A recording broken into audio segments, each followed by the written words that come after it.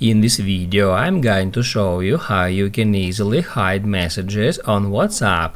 Be sure to watch the video to the very end so you don't make any mistakes, and of course do not forget to like this video and subscribe to my channel.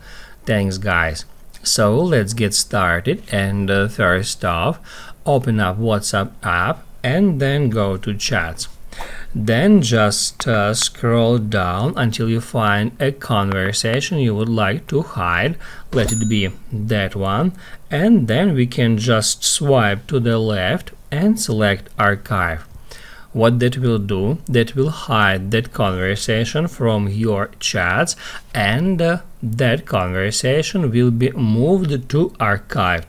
We can get into archived to see all the archived conversations, and also we can hide this archived option.